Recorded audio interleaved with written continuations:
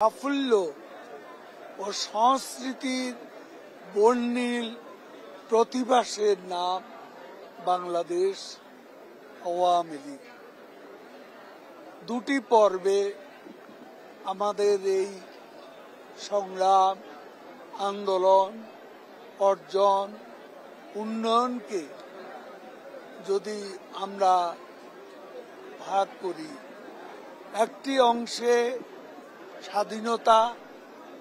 স্বাধীনতার অবিসংবাদিত নেতা, কেন্দ্রাতিক শক্তি হচ্ছেন জাতির পিতা বঙ্গবন্ধু শেখ মুজিবুর রহমান।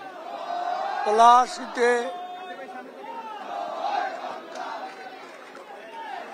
যে সূর্য অস্তমিত হয়েছিল 1949 সালে, সে সূর্য আবার উদিত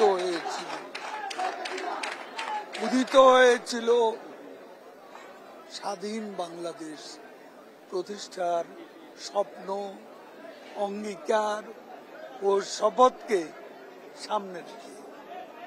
এই সংগ্রাম, আন্দোলন, মুক্তি সবকিছুরই সেন্ট্রিফিউগাল ফোর্স ছিলেন জাতির পিতা বঙ্গবন্ধু শেখ মুজিবুর রহমান।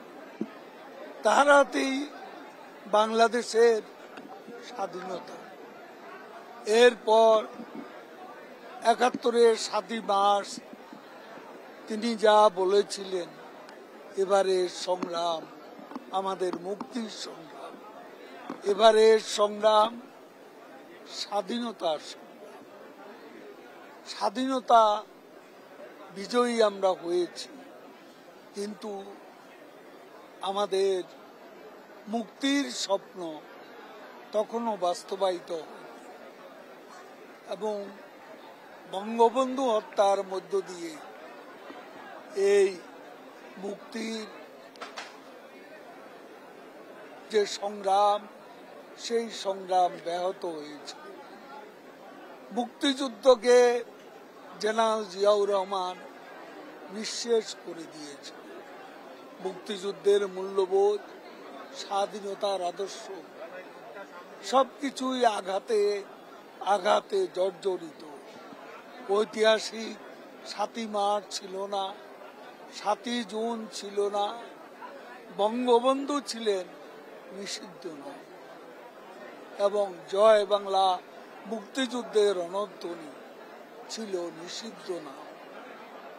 তখন বুক ফুলিয়ে ঘুরে বেড়াতো মুক্তিযুদ্ধের পরাজিত শক্তি, জিয়াউর রহমানের আশ্রয় এবং প্রশ্রয়। এরপর কারাগারে 4 নেতার হত্যাকাণ্ড, 75-এ 15ই আগস্টের মতো 3রা নভেম্বরের হত্যাকাণ্ডেরও মাস্টার মাইন্ড ছিলেন সেনাপতি জিয়াউর রহমান। এটা ইতিহাসের যদি আমরা বিশ্লেষণে যাই, সত্যকে যদি সত্য বলতে হয়, তাহলে এই সত্য অস্বীকার করার কোনো উপায় নেই। জিয়ার পরে এরশাদের পর বেগম খালেদা জিয়া। 21 বছর ধরে আমরা অন্ধকারে ছিলাম।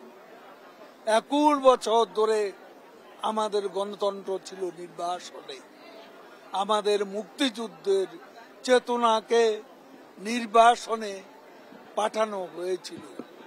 বিজয় দিবস এবং স্বাধীনতা দিবসে বঙ্গবন্ধুকে বাদ দিয়ে, বিজয়ের নায়ক স্বাধীনতা স্থপতিকে বাদ দিয়ে বিজয় দিবস, স্বাধীনতা দিবস উদযাপন করা হতো। আজকে বঙ্গবন্ধু হত্যার 6 বছর পর বঙ্গবন্ধু কন্যা দেশরত্ন শেখ হাসিনা স্বদেশ প্রত্যাবর্তন, অন্ধকারে আশার আলো পত্রিকা। এবং শেখ হাসিনা বাংলাদেশে এসেছিলেন বলেই গণতন্ত্র শৃঙ্খল মুক্ত হয়েছিল। শেখ হাসিনা বাংলাদেশে